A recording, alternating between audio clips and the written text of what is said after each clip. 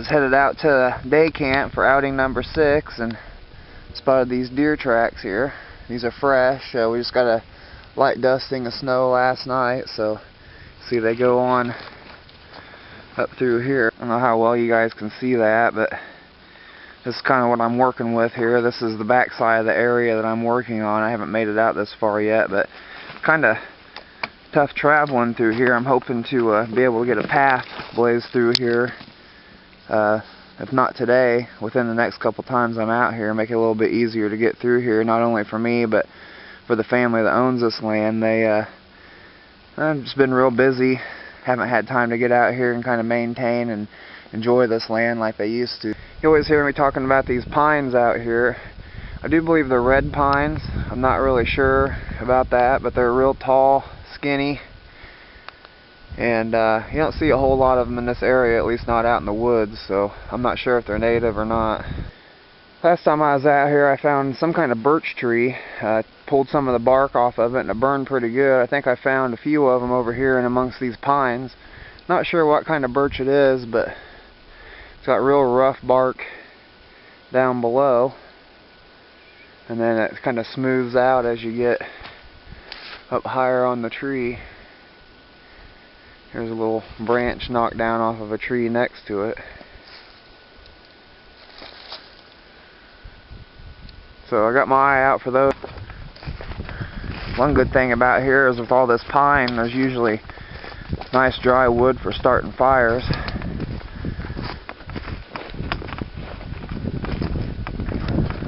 A lot of standing dead weeds around here, and a lot of sticker bushes.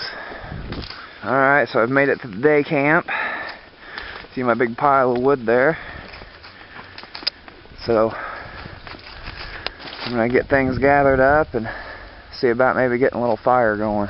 Well, we had some flurries through the night, and they're supposed to kind of continue on through today, so I'm going to just set me up a real quick ridge line here between two of these trees and set my small blue cheap poly tarp up just for a little wind block. Wind's coming out of the west from my back here, so set something up here, kind of block my wind, have my little fire here, and give me a little place to kind of warm up and take a break whenever I need to. Stick with me and I'll be back with you when I get it up. Okay, so I have my quickie little poly tarp shelter here. It's just kind of more of a wind block than anything, or if we start getting some flurries, I can kind of jump under here and keep myself dry. Kind of threw all my gear under here. Got my wool blanket down, plastic liner for a ground cloth. Gathered up some firewood here, made me a fire lay. I got some twigs and sticks over here, some dry weeds, and then I went ahead and split down some pieces with my axe, and I figured once I start getting this stuff burned up, that'll give me a nice bed of coals. I can start throwing some of these bigger pieces on here then. So one thing I did notice whenever I was splitting down this wood, I don't know if you can see this, but you always got to keep your eyes open. Now, I'm not near hungry enough, but I noticed that there are some grubs in this wood when I split it. I don't know if you can see them in there or not. I don't know if they'd be any good or not, but I'm sure Cody would eat them. Anyhow, I got my fire kit here. I'm just going to use some waxed cotton ball tinder. I keep them in a small bag here. Some of them I keep solid in here. And then some of them I have actually already started to kind of unfurl a little bit. You want to break these down and get them fibers in the center, and that'll take a spark from a ferro rod pretty easily, at least most of the time. So, I'm going to get to it.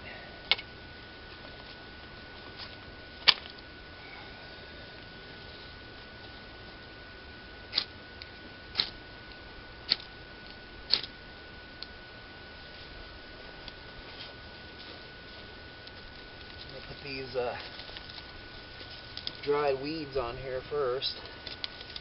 This will be a lot easier to dry out than the sticks.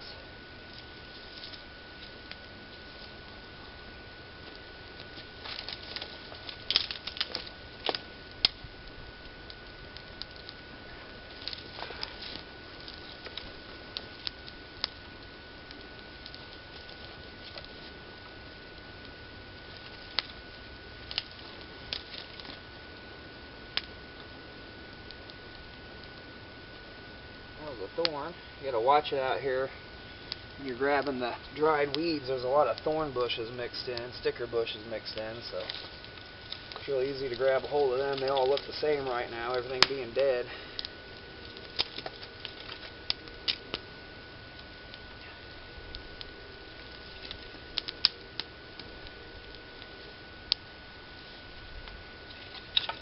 So I'm going to build this fire up a little bit.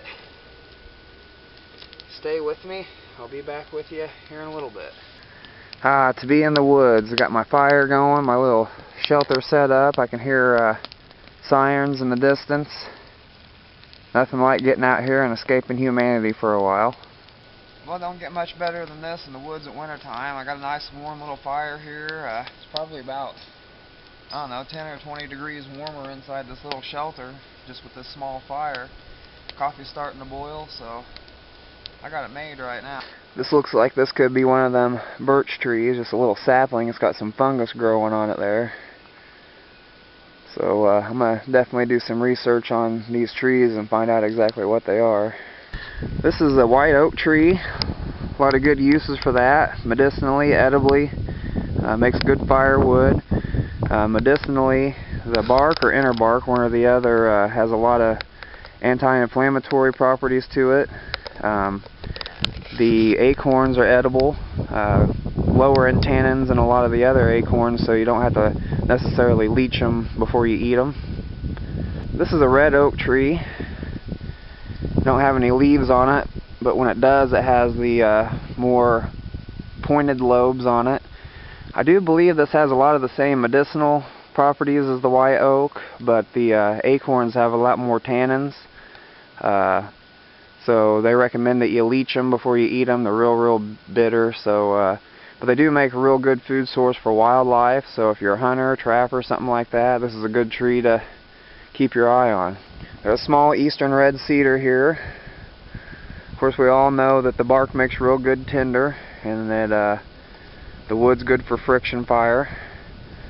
It's also been used in the past for making arrows, lances, spear shafts, things like that, because it's a real light, durable wood, and it's got a pretty good natural weather resistance, so you see it used a lot in outdoor furniture. Of course, real popular for keeping moths out of your closet and your drawers. Looks like we got some rabbit tracks here going down this hill. It's actually the first rabbit tracks I've seen today.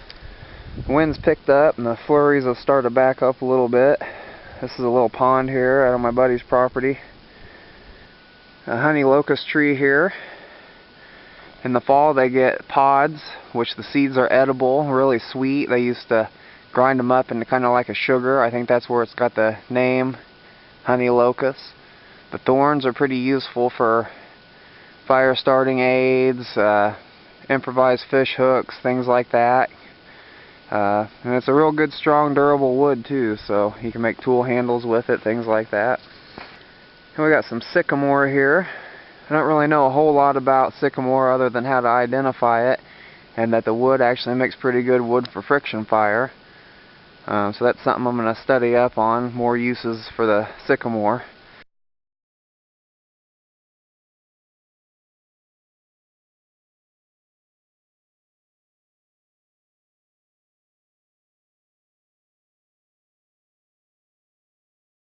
Here I got a nice long piece of straight wood here. I'm going to maybe drag that home with me, try to get to my bucksaw lesson sometime this week. I haven't gotten around to that yet. Definitely need to get that done. I just got back from my little walk, threw some wood on the fire, and as soon as I did that, of course, the wind shifted. It's now blowing out of the north, so it's blowing right through my shelter here. So the little wind block isn't doing me a whole lot of good. I'm going to probably just sit here, relax a little bit, try to stay warm, let the fire burn down a little bit, and then I'm going to pack up and get out of here. As usual, I didn't get near as much done as what I wanted to today, but that's just kind of how it goes. It's still good to get out here, nice and quiet, kind of relax, you know, kind of get your head right every once in a while. So anyhow, this was outing number 6 for Bush Class U.S.A.'s Intermediate. This is Kevin. Thanks for watching.